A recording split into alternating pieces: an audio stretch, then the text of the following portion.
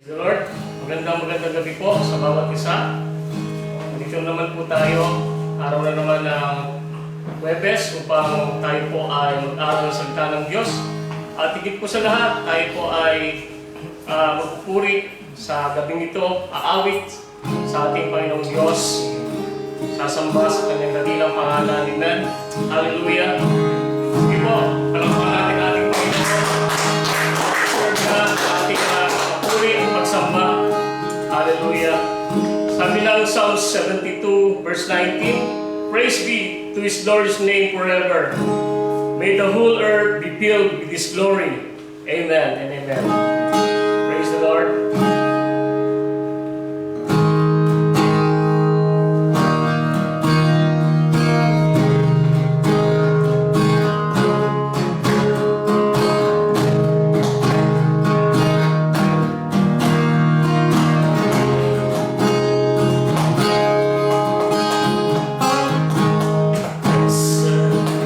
Your name, the land that is plenty.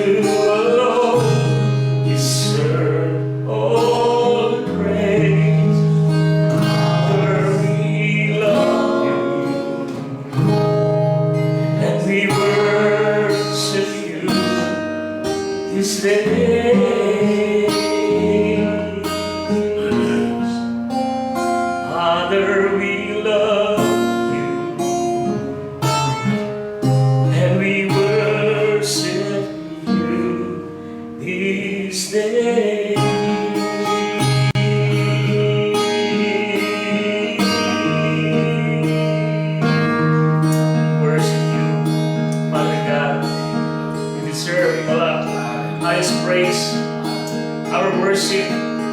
Hallelujah. Because you are holy. Holy. Thank you, Father God, for this day that you've given us.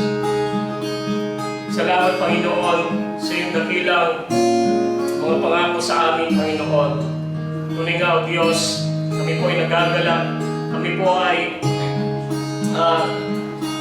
bless, Panginoon, sapagkat Ikaw ang aming Diyos ng mga pangyarihan. Ikaw ang aming Diyos na maibigin, O Diyos, sa akong ito, sa gabi ito, Panginoon, tuloy po kami nananahan sa iyong kapangyarihan.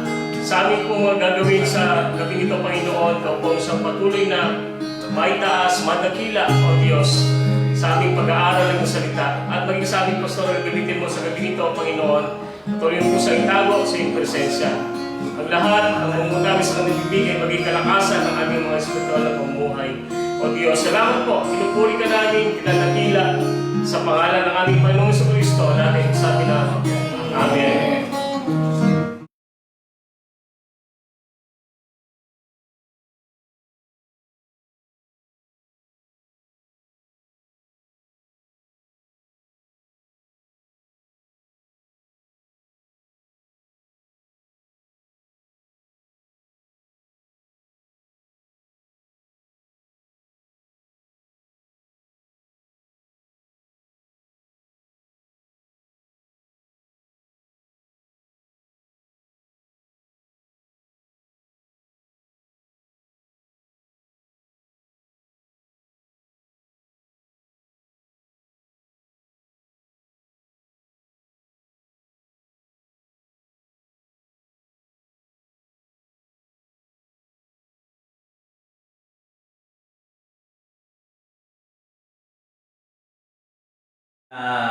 Pinagpalang araw, hapon o gabi po, no? Sa inyo pong lahat, sa mga kapatid po natin sa ibang bansa, maaring gabi po dyan o hapon.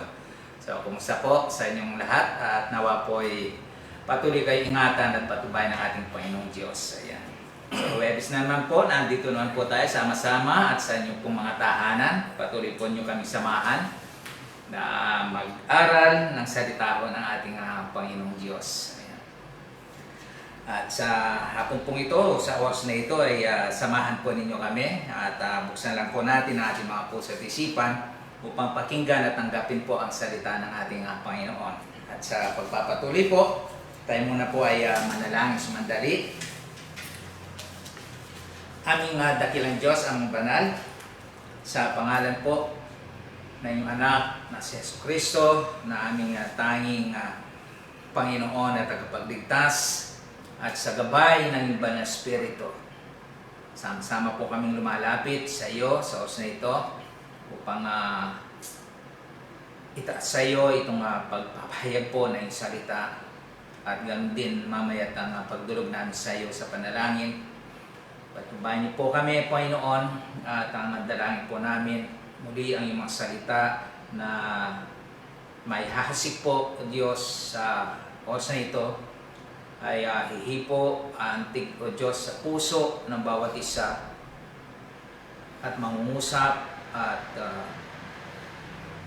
magbabagabag, Panginoon, sa kalooban at magdala po ito ng kaluwanagan at pagpapala sa mga makakapakinig. At tanging Ikaw lamang po ang siyang aming tinataas sa oras na ito. At patubayan niyo po, O Diyos, ang lingkod.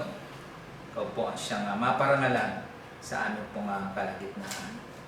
Ito po ang aming dalangin. Amen.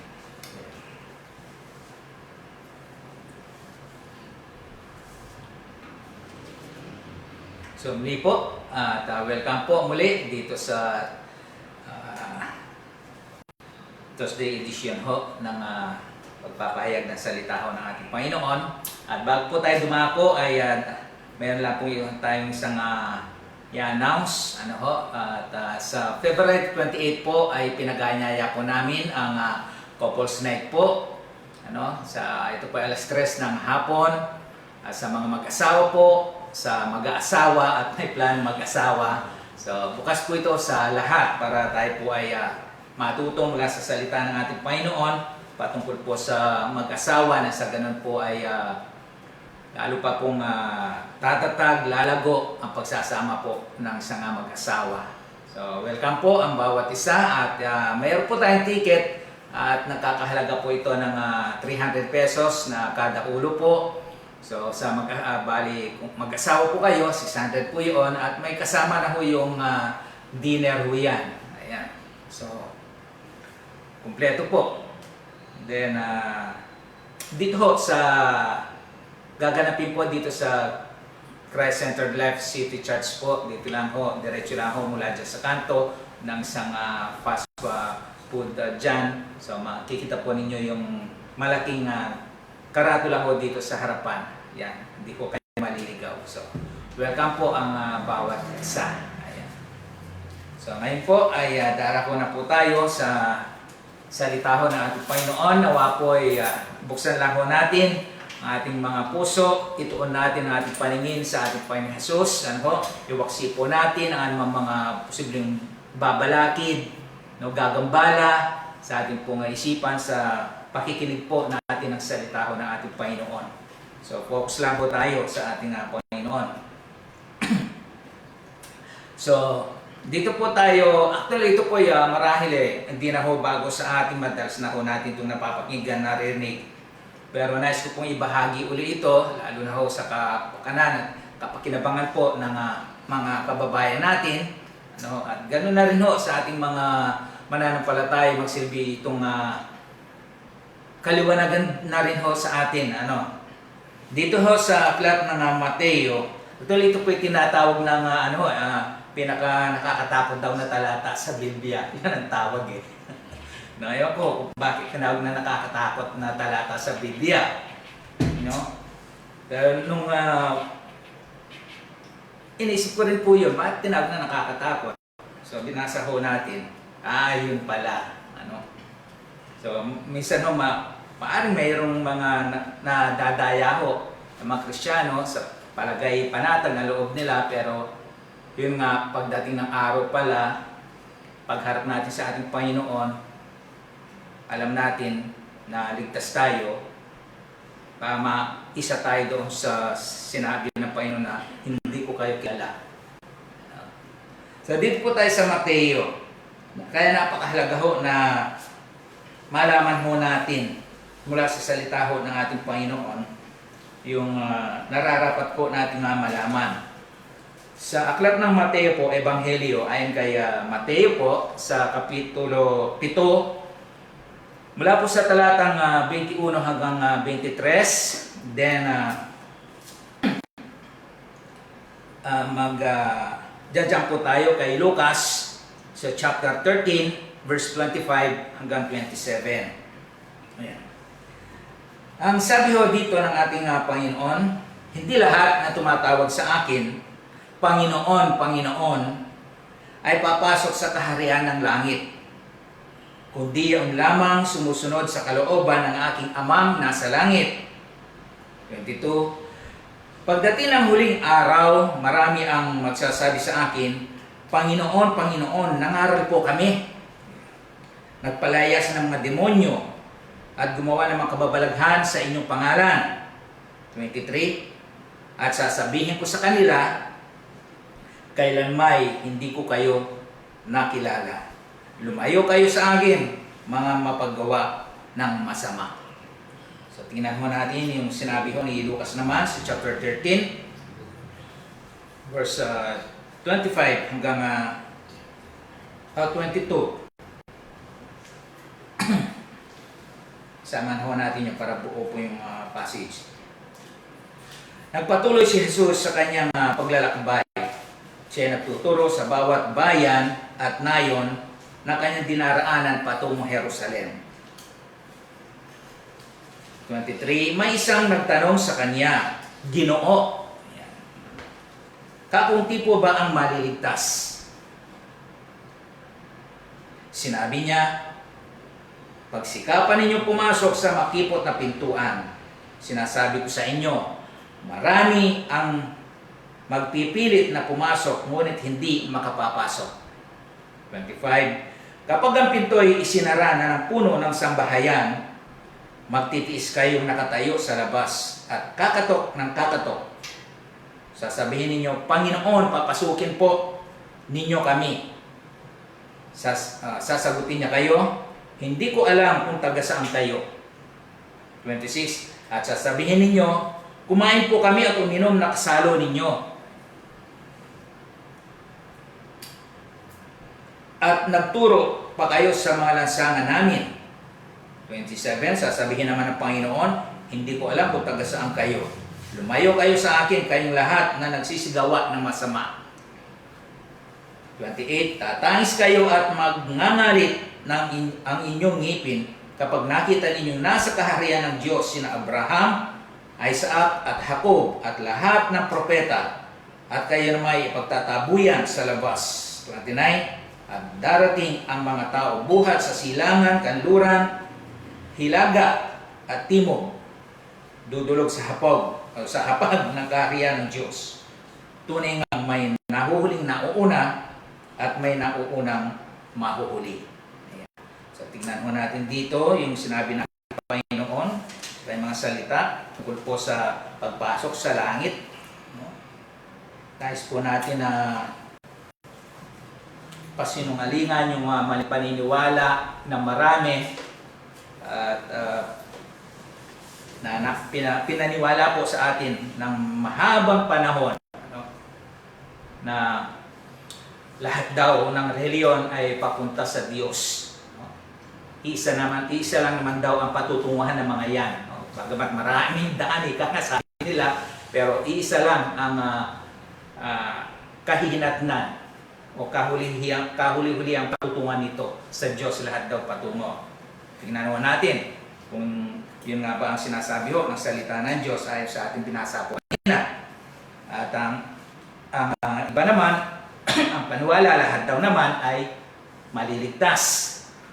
So lahat nga ba ng tao ay maliligtas? Ayan. At iba ang naman paniwala mo nila, lahat naman daw ng tao ay anak ng Diyos. Tingnan ho natin ang mga paniniwala ko yan, pinaniwala at matagal na panahon itinanim po sa atin. So, maikli lamang ho ito. Actually, hindi na ho dito kailangan pa yung mahabang pagpapaliwanag. Doon pa lang ho sa binasa natin kanina, kung talaga namin natin mabuti, napakaliwanag na ho. Ano? Pero medyo tingnan ho natin, lalagyan natin ng konting-konting lang ho, paliwanag. So sa verse 21 ho, ang tanong ho doon, lahat ba ng tao ay maliligtas? Ayan. At yun ho ang maling paniniwala ng iba, kaya okay lang, masyado silang panatag, kampante sa kanilang buhay. Dahil ang paniwala nila, pagdating ng araw, lahat na mapupunta sa langit. So tignan ho natin kung yun ba ang sinasabi ho na salita ng Diyos kumpara sa paniniwala ho ng tao. So, sa verse 21, sabi dito ng ating Panginoon, hindi lahat ng tumatawag sa akin Panginoon, Panginoon. So, sabi ng ating Panginoon, hindi lahat. So, sabihin lahat tumatawag sa Panginoon. Pero sabi ng ating Panginoon, hindi lahat na tumatawag sa Kanya ng Panginoon, Panginoon ay papasok sa kaharian ng langit.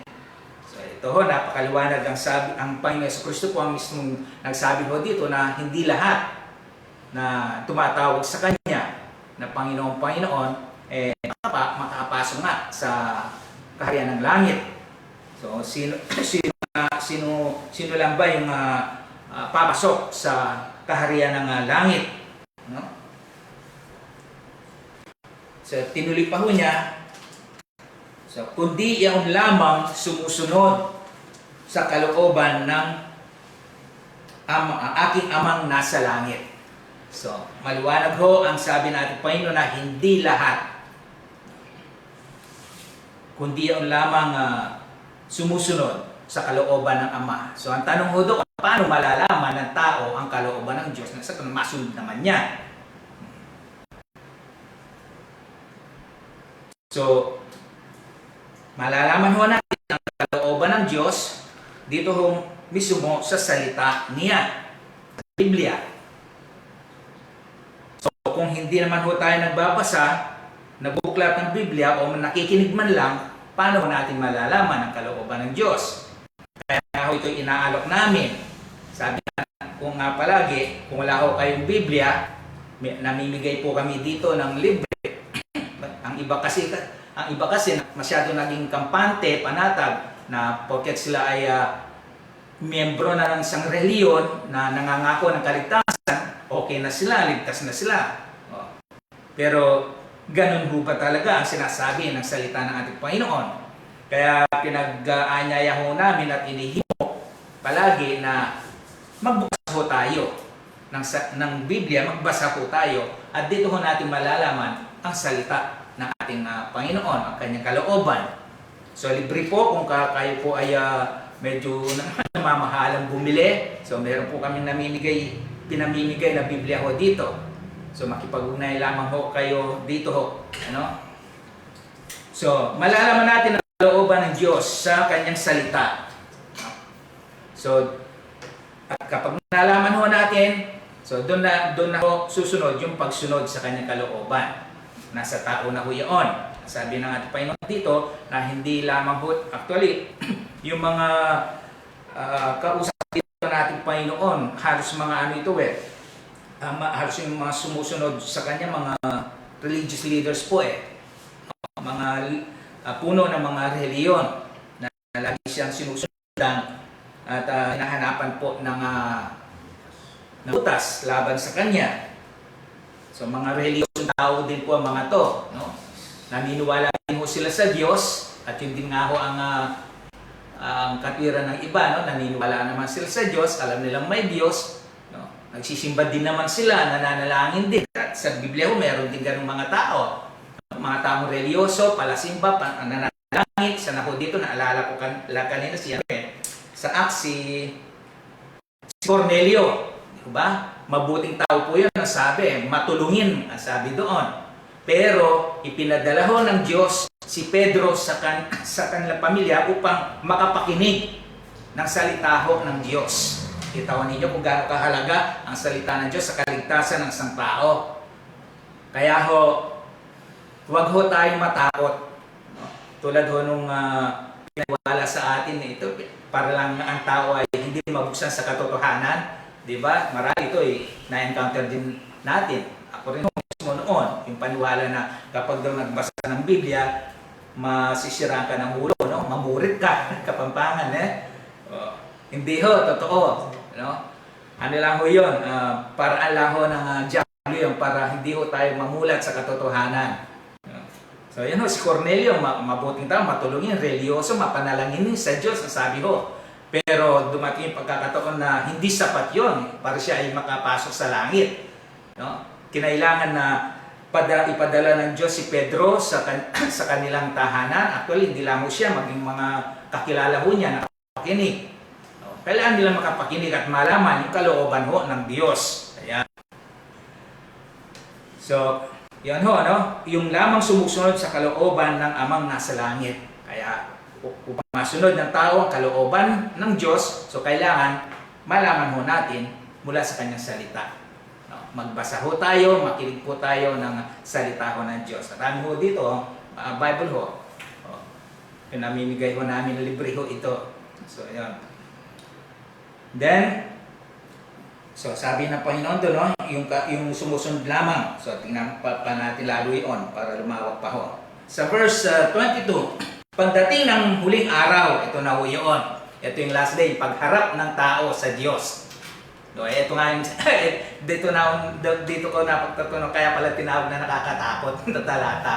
No, ang alam mo, mabait ka naman. No? Ito pang katwir ng iba, wala akong inaagradado, wala akong pinarwish yung tao. No? O, kaya, okay, mapapasok ako ng langit. Ito yung pagdating na huling araw, ang sabi po, ito yung pagharap ng tao natin.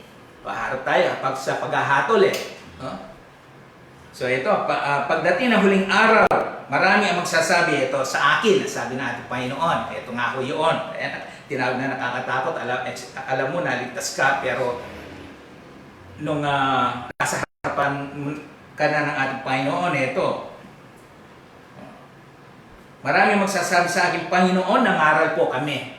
Ito yon. Mangangaral po ito, tulad ko, no? Kaya dito, hindi ho lisensya na kung mo ikaw ay nangangaral o pasok ka na sa langit. No? So, sabi, Panginoon, nangaral po kami. Ayan. Nagpalayas pa, sabi dito, ng mga demonyo. Hindi ko mo ikaw ay nakapagpapalayas ng demonyo. Lisensya na ito para ikaw makapasok sa langit.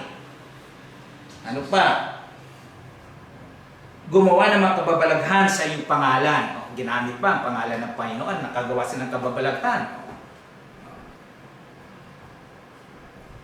Marahil, tatatlo lang binanggit dito ng ating Panginoon. Marami pang binanggit dito ng ang ating Panginoon na hindi na sinama dito eh. Ito nga yung sinasabi natin eh. Yun nga, mabait naman, mabuti naman ako, alasimba, alangin, matulungin, religyoso, o ano pa mga kadahilanan mo natin na sinasabi upang tayo ay tanggapin o makapasok po sa langit.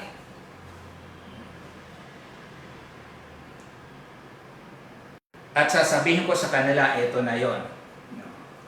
Pinagmalaki nila sa harapan ng Panginoon yung kanilang mga accomplishment dito sa lupa. No? Aring iba na nagsiserve pa sa ating Panginoon, may katipulan sa simbahan, no? O layman ka man o anuman, no? So hindi po mga lisensya pala ang mga yan para tayo ay makapasok sa kaharian ng langit. Sagot ng Panginoon sa verse 23, ito, kailanman hindi ko kayo nakilala. Yan ang masakit. Ang alam na iba, ang tao kilala niya ang Diyos kaya tumatawag Panginoon, Panginoon. Yan ang masakit, hindi pala siya kilala ng Panginoon. Ang important pala dito, kailangan kilala ka ng Panginoon. Kilala ka bilang ano, ayun eh. Lahat naman tayo kilala ng Panginoon, hindi po kasi sinabi dito na hindi ko kayo nakikilala. Ibig sabihin, wala siyang alam sa atin. Hindi ibig sabihin, dito eh, hindi ka kilala ng Panginoon na kabilang ka doon sa papasok sa kaharian ng langit. So, hindi ko kayo nakilala. Lumayo kayo sa akin. Mga mapaggawa ng masama, ayun pala. So, posible po pala yun at hindi posible na nangangaral ako, papalayas ng mga demonyo, nagsiserve sa Panginoon, may pangalawang mukha pala ako. Yung ibig sabihin, yun nga, pag nakaharap sa maraming tao, banal ka, pero pag nakatalkod ka na, ayun, iba na ang pagkatao mo. Iba na ang ginagawa mo. Ito, gumagawa pala sila ng masasamang bagay na taliwas sa kalooban ng ating Panginoon. Nagsiserve ko sila sa ginagamit pa nila ang pangalan ng ating Panginoon, pero alam pala sila ng Panginoon na may ginagawang masama sa likod ng kanilang paglilingkod, pangangaral. Kaya pinapakita ko dito, wag ko nating ipagmalaki sa ating Panginoon yung ano po ating mga nagagawa. Ano? Then, tungo tayo dito sa aklat ng Lucas. Dito mas matindi dito ang mga binanggit ko ni Lucas dito eh. So binasa na po natin kanina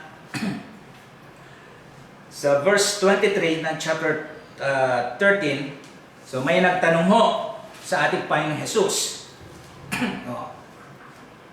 Sa ang tanong, ano yung tanong?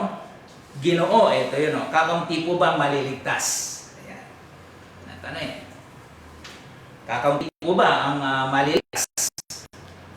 Ano ng ating Panginoon? Sinabi ba siya, oo, kakaunti lang? Hindi, marami. Ganun ba? Hindi sinagot ng Panginoon ng ganon. Bagkus ang sagot niya sa verse 24, pagsikapan ninyong pumasok sa makipot na pintuan. Ayan. Sinasabi ko sa inyo, marami ang magpipilit na pumasok, ngunit hindi makapapasok. Dito sa Biblia ho kasi, may dalawang pintuan na tinutukoy, isang makipot, isang maluwang. At ang sabi ng ating Panginoon, doon sa maluwang, marami ang dumadaan. No? Kasi doon walang bawal, malaya ang lahat. No? Pero marami sa mga yon ang tumatawag din sa ating Panginoon. Sa mga dumadaan doon sa maluwang na pintuan o daan, malapad na daan. Yung mga tao din, mga religyoso din. No? So dito, ang binagila natin pa dito, yung sabi, pagsikapan ninyong, yun ang sagot niya doon sa nagtanong na kakaunti po ba maliligtas? Marahil ito'y tanong din ho ng ilan o ng marami. Kunti lang ba ang maliligtas na tao? So, ang sagot ng ating Panginoon, pagsikapan ninyong pumasok, ayun, sa makipot na pintuan. Ito yung ayaw ng marami eh. Kasi sabi lang, maraming bawal dyan. No? Mapapaso ako dyan. Ano? Kaya ayaw nilang pumasok kasi ayaw nilang bitawan yung mga bagay na ginagawa nilang masama na labag sa kalooban ng ating Panginoon.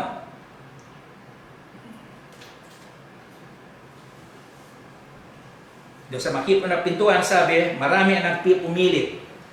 Ano bang ibig sabihin nagpupumilit? Gusto nila makapasok Pinipilit nila pumasok yung kanilang makapasok doon sa makipot na pintuan. Pero sabi ng Panginoon, ngunit hindi makapapasok. Bakit?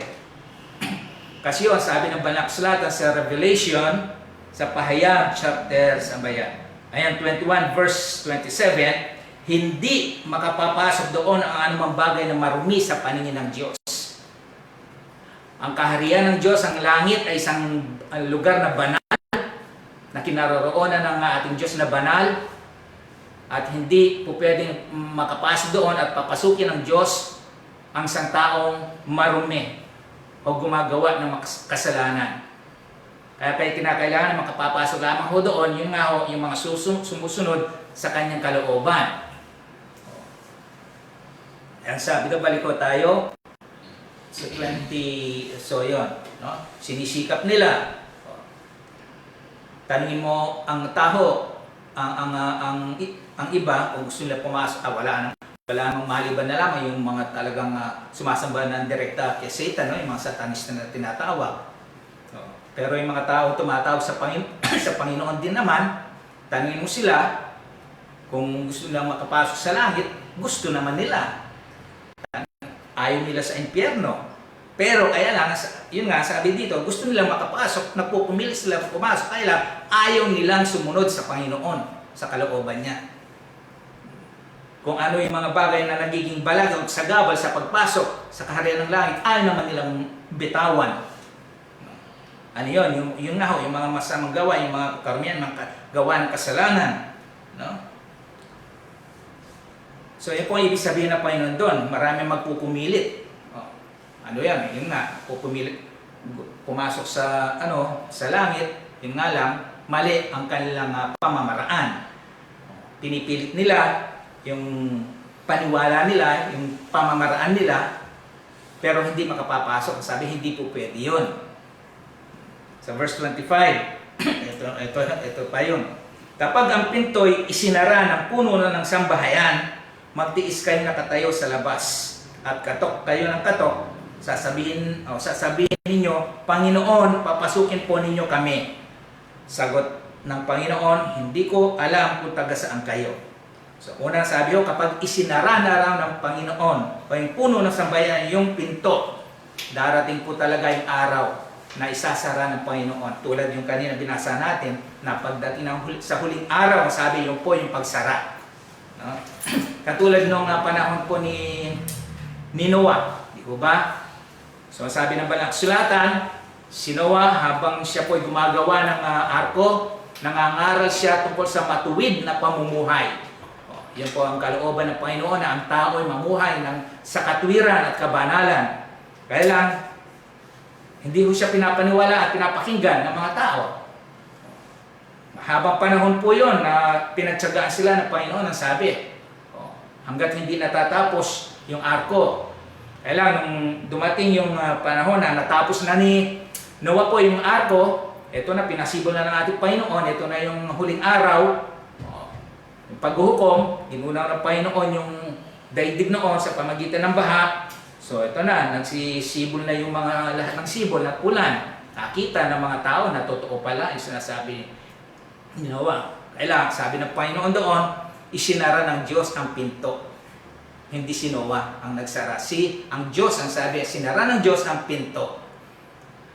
At kahit kumatok pa sila ng kumatok at magmakaawa, wala na hong pagkakataon. Binigyan sila ng Diyos ng mahabang panahon ng pagkakataon, kaya lang hindi nila pinansin. At yun din ho sa panahon natin ngayon. Ganun, ito nga ho, hanggat hindi pa dumarating yung pinangako ng ating Panginoong Hesus na muling pagdating, ang sabi ko sa aklat ni Pedro, ito yung pagkakataon katulad ng panahon ni Noe, na pakinggan ho natin, basahin ho natin ang sinasabi ng Diyos mula sa kanyang mga salita. Na sa ganon, pagdating ng muling araw na yon, ay hindi po tayo mapagsarhan ng pintuan. Dahil sabi ho ng Banal na Sulat sa aklat ng pahayag, wala makapagbubukas ng anumang sinara ng ating Panginoon. Si Noah, hindi na ho niya pwedeng pakialaman na buksan yung pintuan po yun ng arko. Dahil ang Diyos po ang siya nga nagsara noon. Kaya sabi, magtiis kayo nakatayo dyan sa labas. Ano po kaya klaseng pagtitiis na yun na tinutukoy po dito ng ating Panginoon? Mamaya po ay matutunghayan natin. Kaya ngayon pa lang ho, samantalahin na ho natin pagkakataon na binibigay ng Diyos sa atin. Katok kayo ng katok, ayan, sasabihin ng Panginoon, sasabihin nila sa Panginoon, ito, tumatawag sila, papasukin po ninyo kami. So, sinagot sila ng Panginoon, hindi ko kayo alam kung saan kayo. So, hindi sila kilala. Katulad kanina sa binasa natin sa Mateo. So, ito, nagpakilala naman sila, no, sa verse 26. So, sabi nila, kumain po kami at uminom. Nakasalo ninyo. So, nakasalamuhan nila ng ating Panginoon, no? Nakaharap nila kung sa pagkain, uminom sila. O. Kumbaga parang yun ang pinapakita nila sa ating Panginoon na para sila ay papasukin eh. Nakasama mo kami, Lord eh. Kasama ka pa namin kumain at uminom eh. Katabi pa nga kita eh. Gano'n, no? At nagturo pa kayo sa mga lansangan namin. Ito nga ang masaklap eh. Nagturo nga siya sa kanila eh. Kaya lang, hindi nila tinanggap eh. Hindi nila pinaniwalaan yung turo ng ating Panginoon. So, sinagot sila uli ng ating Panginoon na pinagmamalaki nila. Nakasama nila ang Panginoon eh. Na uminom at kumain. Hindi ko alam kung taga-saan kayo. Ayan. Lumayo kayo sa akin, kayong lahat na nagsisigawa ng masama. So, kilala sila ng Panginoon bilang mga taong mapaggawa ng masama na hindi sumusunod sa kalooban ng Diyos. Nakasama sila ng ating Panginoon, kapag inaaralan sila ng Panginoon, ayaw nila. Mas gusto nila doon sa masamang pamumuhay. Yun nga sinasabi natin, maraming mga taong gustong pumasok sa langit, pero ayaw nilang iwanan yung masamang pamumuhay. Na namumuhay pa rin sila doon sa kasalanan. Tapos, gusto nila pumasok sa langit. Pero sabi ng Panginoon eh, makipot ang daan. Hindi po pwedeng maraming sabit doon. Na mayroon kang dala-dala sa katawan ho natin ng mga kasalanan. No? Walang kasalanan ho na papasok ko doon. At walang mga gawang masama ang papasok doon. Ito na ho yun, yung pagtitiis, no? Magtiis kayong nasa labas, sabi ng ating Panginoon na nakatayo sa labas sa 28. Tatamis kayo at magngangalit ng inyong ngipin kapag nakita ninyong nasa kaharian ng Diyos sina Abraham, Isaac at Jacob at lahat ng propeta at kayang may pagtataboyan sa labas. 29. At darating ang mga tao buhat. Ayan, ito yung mga taong nakinig, no? Sumunod sa kalooban ng Diyos. Darating ang mga tao buhat sa silangan, kanluran, sa apat na sulok. Kasi iyon ang sabi ng Banal na Sulat, pagdating araw, yung anihan. Isusugo ng Panginoon kanyang mga anghel sa apat na sulok ng daigdig. No? Sa silangan, kanluran, timog at hilaga, at dudulog sa kaharian ng Diyos. Ito ho yung mga sumunod sa kalooban ng ating Panginoon.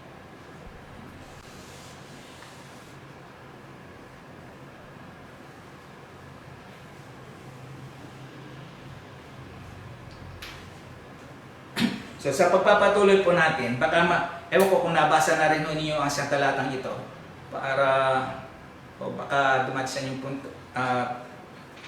yung parang na-confuse ho kayo. Kasi parang kung titignan ho natin parang ano ba tawag dito? Parang nagkakakontra. Pero hindi ho. Binalanse pa rin ng salita ng ating Panginoon. Doon sa Romans chapter 10 verse 13, bago tayo magpatuloy, baka ho, sa pagbabasa ho natin, magawi tayo doon dito sa talatang 13 na to. Kasi sabi doon sa 7:21, hindi lahat ng tumatawag sa akin ng Panginoon ay papasok sa karya ng langit o maliligtas. Kasi ang sabi dito sa 10:13 ng Romans, sapagkat sinasabi ng kasulatan, maliligtas ang lahat ng tumatawag sa pangalan ng Panginoon. Ayaw, kung titignan natin paano magkakontra, ano? Doon sa 21, sabi, hindi lahat na tumatawag sa kanyang Panginoon ay papasok sa karya ng langit. Pero sabi dito, maliligtas ang lahat ng tumatawag sa pangalan ng Panginoon. Wala akong problema dito kung tutuusin po. Hindi po magkakontra ito. Dito, kung titignan mo natin, tama po, maliligtas. Ito yung tao na kung ikaw ay wala pang kaugnayan sa Diyos. Kapag tumawag ka sa Panginoon na ikaw ay nasa pamumuhay na hiwalay pa sa Diyos, sa kasalanan, kung hindi ka makakawala doon, mapapahamak ka. Pero kung ikaw ay tatawag sa ating Panginoon, maliligtas ka. Tulad yung sa nakapako, di ba? Tumawag siya sa ating Panginoon. Ngayon din, sasama kita sa paraiso. Then, andun ka na ngayon. Tumawag ka na sa Panginoon. Nagtamo ka na ng assurance, ng kaligtasan. Kaya lang, hindi nagtatapos doon na ikaw ay tumawag lang sa ating Panginoon. Unang hakbang lang ho yun ng iyong pagpapahayag ng pagsunod mo sa Panginoon. No, kailangan, hindi natatapos doon na ikaw ay tumawag sa Panginoon, sumampalataya. Patunayan mo natin ngayon na siya nga ang ating Panginoon. Ang ibig sabihin ng Panginoon, siya ang susundan natin. Susunod tayo ngayon. Hindi lang yung tinanggap natin. Ito nga, masakit minsan tinatanggap ng marami na bilang Panginoon at tagapagligtas, tagapagpagaling, provider, ang ating Panginoon Jesus, pero hindi bilang Panginoon. Kailangan ho, nauuna yun na tanggapin natin ang ating Panginoon Jesus bilang ating Panginoon. Susunod lamang ho yung mga tagapagligtas, provider, o ano pa man. No? So, nauna po yun. So, wala hong magkakontra dito. Hindi ho magkakontra actually ito. Ngayon, binalanse pa ho lalo dito ni Apostol Pablo sa 2 Timothy chapter 2 verse 19. Ito nga ho. Nakikilala ng Panginoon kung sino-sino ang sa Kanya. Diba? Kaninang binasa natin, hindi ko kayo kilala. Pero actually, kilala niya sila bilang hindi Kanya. No? Hindi niya sila kilala bilang Kanya nga. Nakikilala ng Panginoon kung sino-sino ang Kanya, ang sabi. Sino yung mga Kanya? Yung mga tumatawag sa Kanyang Panginoon. Ang bawat tumatawag sa pangalan ng Panginoon ay dapat lumayo sa kasamaan. Ayun. Maliwanag ho dito, di ba? Kanina, do sa 21, kayong mga mapaggawa ng masama. Tumatawag sila sa Panginoon, pero mapaggawa sila pala ng masama. Pero sabi dito ni Pablo, na yung bawat tumatawag sa Panginoon ay dapat lumayo sa kasamaan. Yan. So, binalase ho ni Apostol Pablo doon. So, maliwanag ho at wala hong yung contradiction ho doon. At ang bawat anak ng Diyos ay hindi nagpapatuloy sa pagkakasala. Ayun naman. No? Kung tayo po ay tumatawag sa ating Panginoon, so huwag na ho tayo magpatuloy pa. Doon nga ho tayo niligtas ng Panginoon sa kapahamakan dulot ng kasalanan.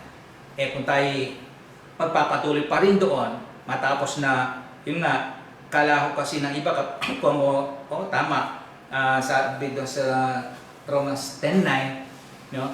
Kung pinapahayag mo na yung labi ng Panginoon ay namatay at muling nabuhay, maliligtas ka, sabi. Ama naman po yun. Pero hindi, tulad sinasabi ko natin, hindi doon na nagtatapos na nagpahayag lang tayo ng pananampalataya.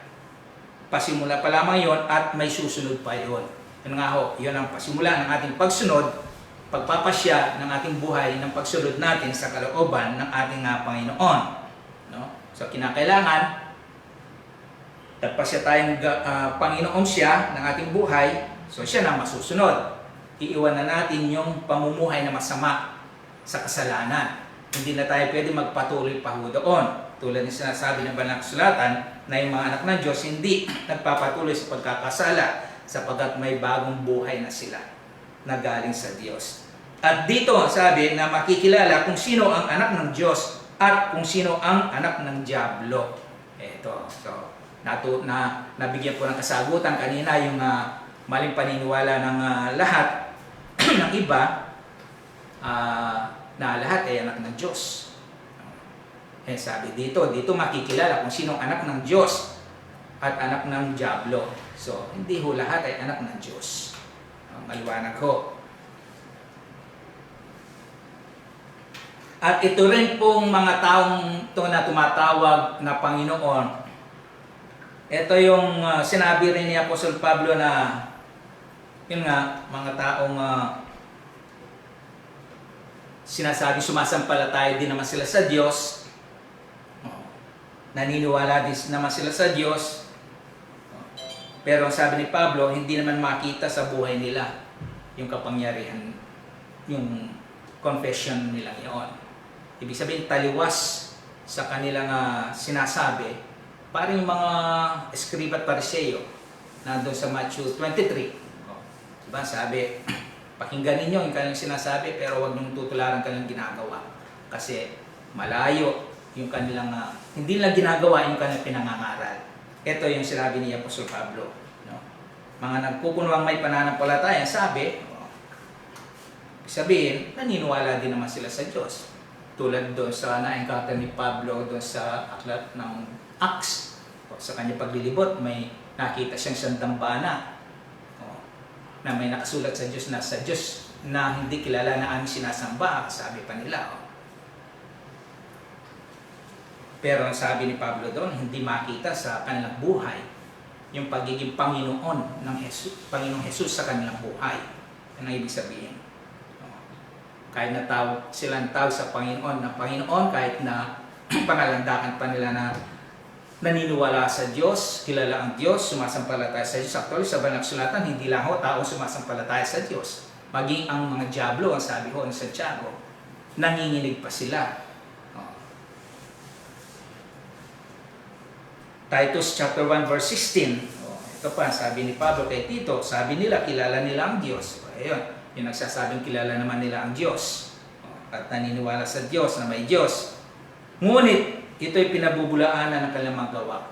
Pinasisinungalingan, ibig sabihin, yung kanilang mga gawa, dinideny yung kanilang pagsasabing kilala nila ang Diyos. Kontra, ibig sabihin, kumukontra. No? Yung kanilang mga gawa, ano yung mga gawa nila? Sila'y kasuklam-suklam at suwail at di nararapat sa anumang mabuting gawain. Sabihin, masama ang kanilang ginagawa. Taliwas. Kahit kung tayo po ay tumatawag sa ating Panginoon, talagang pakita ho natin sa ating buhay. No? Sa ating mga gawa, no? Sa ating pamumuhay po. No? Kumpara doon sa buhay po natin dati. Na tumatawag din man tayo sa Diyos noon, pero paglabas natin sa simbahan, ito nga sasabi, lagi ko sinasabi noon, naalala ko palagi yung sarili ko noon napaka-religyoso ko noon Sabi ko nga bumili pa nga ako ng damit na, ano ba yan? Maroon. No? Para feeling nga banal religyoso Oo. Halos hindi ako magkandakurap kapag ako nakaluhod na doon sa harapan. Lagi ako nasa harapan ng upuan Talagang tutok na tutok doon sa nakapako. Paglabas ko, feeling banal Pero pag hapon, doon ako sa bularit sa ibang Kristo naman. Banal sa umaga, sa hapon. Yun no? pero sabi ng Panginoon, hindi tayo pwede maglingkod sa dalawang Panginoon eh. No? So, ganun ho. Hindi po pwedeng ganun, no? Banal tayo sa isang banda, tapos sa kabilang banda naman, parang doble cara ba? Ano? Yung kalahati, banal tayo. Yung kalahati, sabi ng isang kanta, banal na aso santong kabayo. No? So, hindi po pwedeng ganun. Hindi po pwede yung nagbabanal-banalan ho. Hindi po pwede sa Diyos. Yung kailangan banal. At ang Diyos lamang ho, ang po pwedeng ang magpabanal sa isang tao, hindi ang tao, ang sino bang religious leader o pinakamataas na puno ng reliyon ang magdedeklara na upang maging banal ang isang tao. No? Hindi ho. Ang Diyos lamang. So, okay. Tapusin ako natin to. So, isama ko na ako ito. Actually, tinitingnan ko yung oras kung pwede pa yan. So, may palatandaan ho, yung taong ligtas o papasok sa langit. Ayan. Ano yung palatandaan? So, una sa Ephesians chapter 1, verse 13 hanggang 14. Then sa Ephesians chapter 4, verse 30. Ito yun. Sila ho'y may tatak ng Espiritu na. Ayan, sabi ko doon.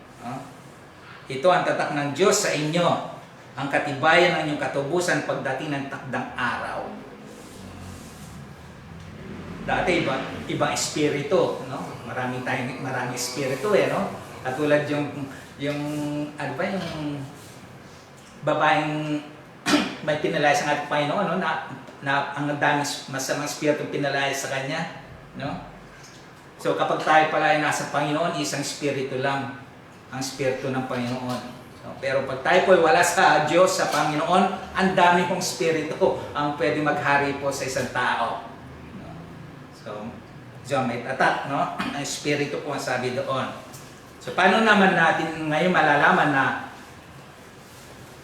yung tatak na yun ay nasa atin nga, yung tatak ng espiritu?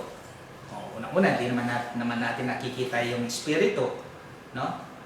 Di tulad ng mga tato na tatak sa ating balat, nakikita natin. Yung tatak ng espiritu, hindi natin nakikita. Pero may palatandaan, pwede natin malaman yan. Ito nga sabi ko nung nakaraang Bible study sa nakapag-start na kami uli. Malalaman ninyo kung anong espiritu ang nag-aari sa inyo, sabi ko. Basahin ninyo yung Romans chapter 8. Chapter 8, verse 5, verse 9, and verse 14. Ito yon. Yung mga may tatakbo ng Espiritu ng Diyos, namumuhay sila sa patnubay ng Espiritu. Ayan. Kung ano yung kagustuhan ng Espiritu ng Diyos, yon ang kanilang pinamumuhay at sinusunod nila. Kasi nga ho, may dalawang Espiritu ang pupwedeng magmaniobra sa isang tao. Sabi doon sa Galatians chapter 5 verse 16, kung hindi ho nagkakamali, basa ko yun. No? Hindi pwedeng hindi magkasundo, dalawa ito ang sabi, ang espiritu at yung nasa ng laman. Yan ho, espiritu din ho yun. Then, malalaman din ho natin, yung tatak ng espiritu ay nasa atin, ito yun. Nagsisikap ukol sa mga bagay na espiritual. Nahuhumaling, kinahumalingan niya. Dating kinahumalingan natin mga gawa ng laman no? Ngayon, ito yon bilang tayo may tatak na ng Espiritu ng Diyos, ang kinahumalingan na natin at pinagsisikapan natin na sabi, yung mga bagay na espiritual. Di ba sabi nga ni Pablo doon sa Colossians, isa-isip ninyo mga bagay na panlangit, huwag ang mga bagay na panlupa. So, iba na ngayon ang ating pananaw. No? Dati, puro mga makalupa, makalaman, makasanlibutan, layaw ng laman, pero dati yon. Pero ngayon, dahil tayo yung espiritu dati ng mundo ay napalitan na ng espiritu ng Diyos sa ating buhay, iba na ngayon. Yung nasa na ng espiritu ng Diyos ang siyang sinusunod natin. At yung kung anong gusto ng espiritu, yon ang pinagnanasaan natin. Nananahan ng espiritu ng Diyos at ng espiritu ni Kristo. Yon. At nagpapatunay na tayo ay anak ng Diyos, sabi po doon. So, hindi ang ating mga salita, in confession lang po natin na yun nga, naniniwala tayo sa Diyos, no? Tumatawag tayo sa Panginoon, ang magpapatunay ho kung sino ang ating Panginoon. Kahit hindi ho tayo magsalita, yung gawa ho natin at kung paano tayo namumuhay, sumusunod sa kalooban ng Diyos, yun ang magsasabi na kung sino nga ang ating Panginoon. Kung ang Panginoon ba ng sanlibutan o ang Panginoon ng kalangitan. No? So, panghuli, conclusion ho, Philippians chapter 2 verse 12 hanggang 13 po. Kaya nga, mga minamahal, sabi ni Pablo, higit na kailangan maging masunuring kayo ngayon kaysa noong kasama ninyo ako, sabi ni Pablo sa mga taga-Pilipos. May takot at panginginig na magpatuloy kayo sa paggawa hanggang sa malubos ang inyong kaligtasan. 13. Sapagkat ang Diyos ang nagbibigay sa inyo ng pagnanasa at kakayahang maisagawa ang kanyang kalooban. So dahil nga ang Espiritu na ng Diyos ang naghahari sa atin, so siya na rin ang nagbibigay patuloy ng pagnanasa. Kaya ngayon ang pinagnanasaan natin ngayon bilang mga tumatawag sa ating Panginoon ay yung mga kalooban ng ating Panginoon. At yun ang sabi ngayon doon sa binasa natin kanina. No?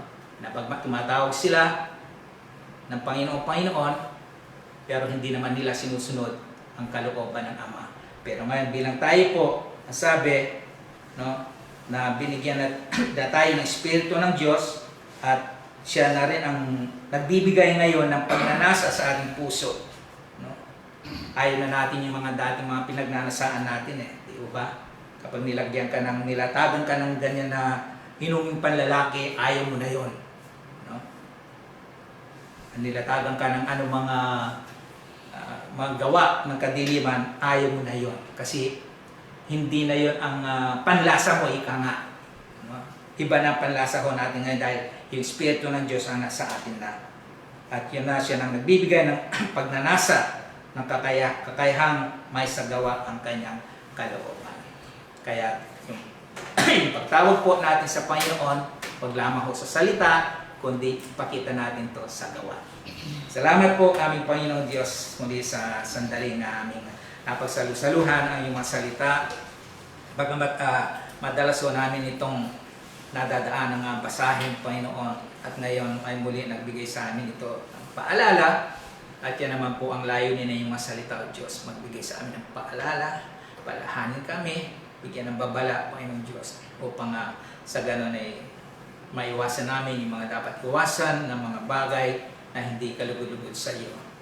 Sa halip, ang asahin namin gawin ang iyong kalooban, O Diyos. Tulungan mo po kami na hanggat dito pa po kami sa mundong ito, O Diyos, na nababalot ng kasamaan, Panginoon, at ikabila, tulungan mo po kami na umiwas sa mga gawa nito, Panginoon.